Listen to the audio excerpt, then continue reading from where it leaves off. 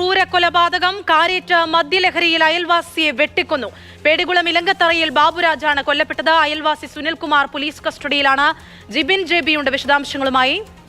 അതിനു മുൻപ് ആ ദൃശ്യങ്ങളൊന്ന് കാണാം.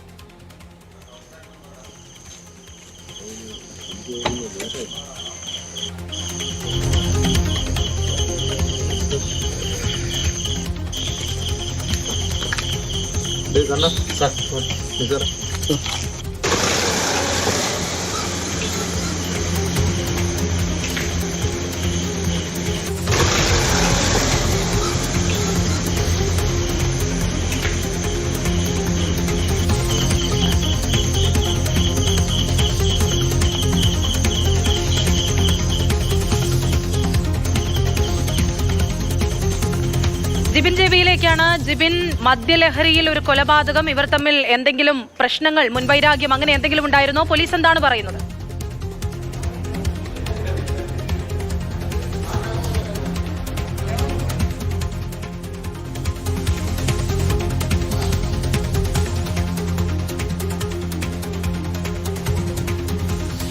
തിരുവനന്തപുരം കാരേറ്റാണ് മദ്യലഹരിയിൽ ഒരു ക്രൂര കൊലപാതകം ഉണ്ടായിരിക്കുന്നത്. അയൽവാസിയെ വെട്ടിക്കൊന്നു എന്നുള്ള വാർത്തയാണ് പുറത്തുവരുന്നത്. പേടികുളം ഇലങ്കത്തറയിൽ ബാബുരാജാണ് കൊല്ലപ്പെട്ടത്. അയൽവാസി സുനിൽകുമാർ പോലീസ് കസ്റ്റഡിയിലാണ്. ജിബിൻ ജെബി വിശദാംശങ്ങളുമായി ചേരുന്നുണ്ട്.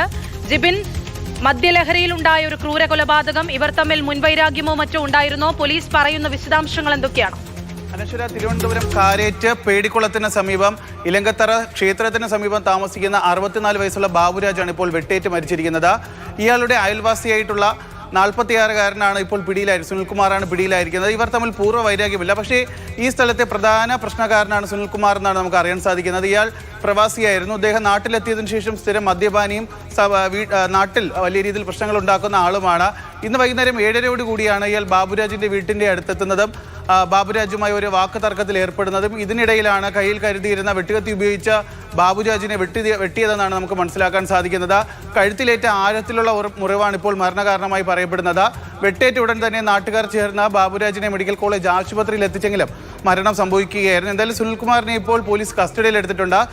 ഈ ഒരു കാരണത്തിന് പിന്നിൽ, ഈ ഒരു കൊലപാതകത്തിന് പിന്നിൽ വ്യക്തിവൈരാഗ്യമാണോ അല്ലെങ്കിൽ പെട്ടെന്നുണ്ടായ പ്രകോപനമാണോ എന്നുള്ള കാര്യമൊക്കെ തന്നെ ഇയാളെ ഇപ്പോൾ കസ്റ്റഡിയിലെടുത്ത് ചോദ്യം ചെയ്താൽ മാത്രമേ മനസ്സിലാകുകയുള്ളൂ. എന്തായാലും അതിദാരുണമായ സംഭവമാണ് ഇപ്പോൾ തിരുവനന്തപുരം ഇക്കിളിമാനൂരിൽ ഉണ്ടായിരിക്കുന്നത്.